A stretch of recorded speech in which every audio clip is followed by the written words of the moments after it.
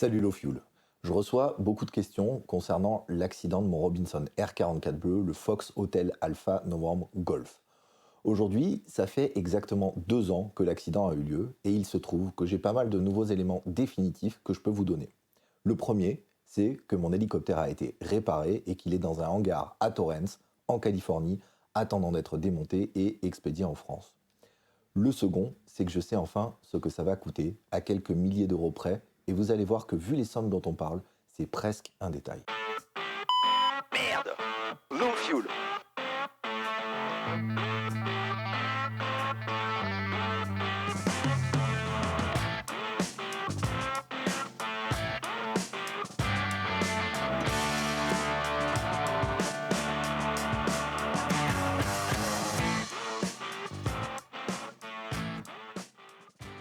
Pour commencer, je vous fais un résumé de la situation.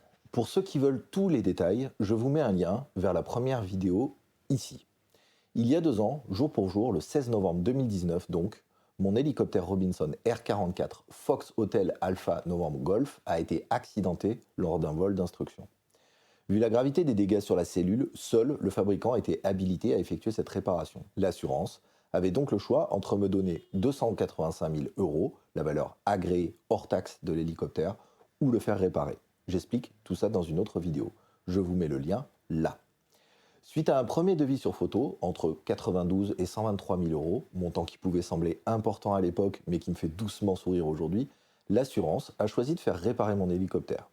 Il a donc été envoyé à l'usine Robinson à Torrance en Californie. Depuis, avec chaque démontage et chaque inspection, les devis se sont succédés et la note a explosé. Pour que vous compreniez bien de quoi on parle, je vous donne quelques chiffres. Je parle en toutes taxes comprises, TTC. Un Robinson R44 Raven 2 neuf, avec un équipement équivalent au mien, coûterait 570 000 euros au cours actuel du dollar. Il pourrait voler 2200 heures ou 12 ans, le premier des deux atteint, obligeant une révision générale qu'on appelle overhaul et qui coûte à peu près la moitié du prix neuf de l'hélicoptère, puisqu'on révise à neuf le moteur, les pales, les boîtes de transfert, etc. J'ai acheté mon hélicoptère d'occasion, 360 000 euros.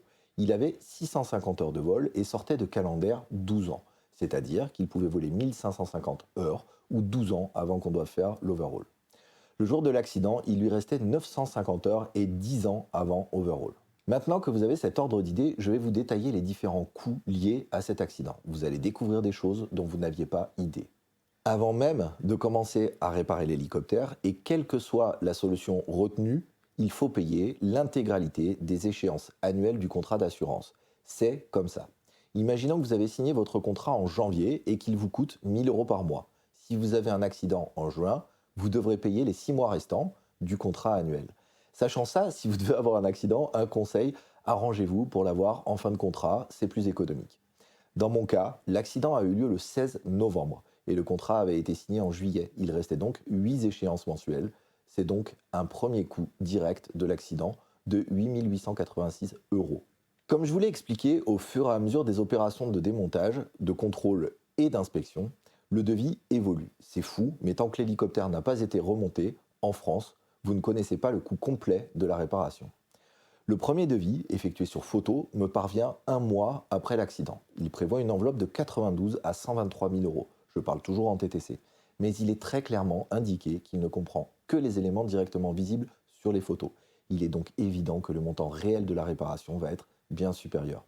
L'assurance décide d'envoyer l'hélicoptère à l'usine Robinson où il arrive mi-février 2019. Il s'est déjà passé 3 mois depuis l'accident.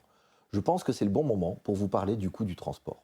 Il a donc fallu démonter, mettre en caisse et transporter l'hélicoptère par avion cargo entre la France et les États-Unis.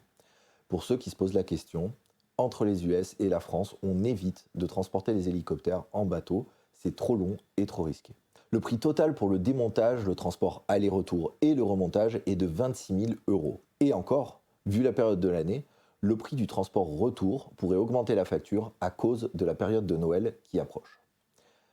Une fois l'hélicoptère arrivé aux États-Unis, Robinson peut enfin le démonter et donner un devis plus précis. Sauf qu'entre-temps, le Covid a frappé la planète entière de plein fouet, alors tout est arrêté. Il m'est très difficile d'être précis sur les dates tant la période a été troublée, mais les devis se succèdent à partir de l'été 2020 au fur et à mesure du démontage et de l'inspection de la machine. En dehors du travail de reconstruction du fuselage, il faut changer les pales principales et anti-couple arrivés au bout de leur vie calendaire. On découvre des crics sur le vilebrequin, le coût de la réparation du moteur est tel qu'on choisit finalement de le refaire à neuf. La bulle et le support d'avionique ont été cassés par le choc, il faut aussi les changer. Pour les raisons que j'ai exposées dans la précédente vidéo sur cet accident, il faut aussi changer une partie de l'avionique. Bref, ce document n'est pas le bottin d'Île-de-France, c'est seulement la liste des réparations qui ont été effectuées sur l'hélicoptère. La moins chère est de 7 €, la plus chère de 58 000 €. Cette liste définitive nous est parvenue en juillet 2021, alors que l'hélicoptère s'apprêtait à subir les vols de contrôle chez Robinson. Comme je vous le disais, on ne connaît le prix définitif que quand les travaux sont terminés. Pour résumer, l'hélicoptère a été entièrement démonté et décapé pour inspection. La cabine a été dégarnie, remise sur la ligne d'assemblage et reconstruite. Ainsi, une grande partie des tôles, la bulle, les moquettes et garnitures de cabine et la peinture de l'hélicoptère sont neuves. La radio, le transpondeur, la boîte de mélange et la console avionique sont neufs. Le train d'atterrissage, les pales principales, le rotor anti-couple ont été changés à neuf. Le moteur a été entièrement révisé, il est donc considéré comme neuf. Je ne vous fais pas la liste complète, vous vous endormiriez. Vous devez vous demander combien tout ça a bien pu coûter. Vous êtes bien assis. Le montant total des travaux est de 414 731 € et 78 cents.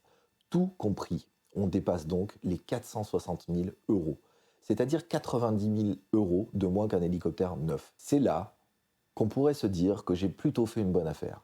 Ce serait vrai si l'assurance payait l'intégralité de cette somme. Est-ce que je vous surprends si je vous dis que ça n'est pas le cas?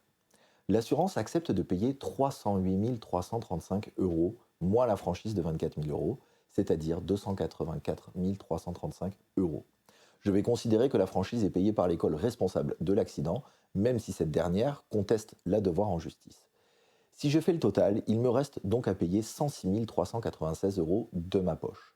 Alors il faut être honnête, sur ce montant, il est complètement normal qu'une partie reste à ma charge. En effet, avant l'accident, mes pales et mon moteur n'avaient pas leur plein potentiel.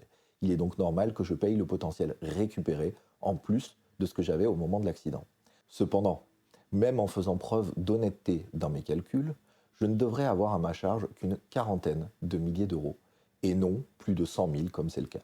Qu'est-ce que l'assurance ne veut pas payer ou pas totalement? Tout ce qui est en jaune sur ces feuilles. Je vais vous donner l'exemple le plus dérangeant.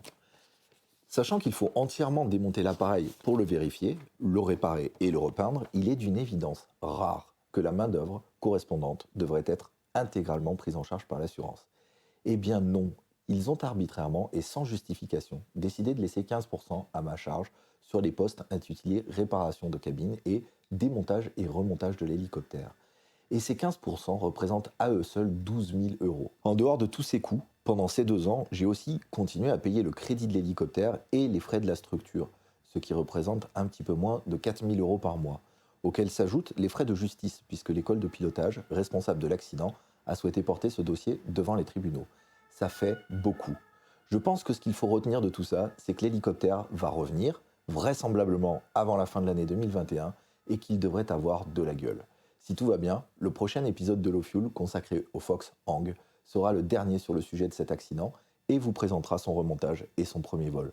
C'était Low Fuel, merci de votre fidélité et à bientôt.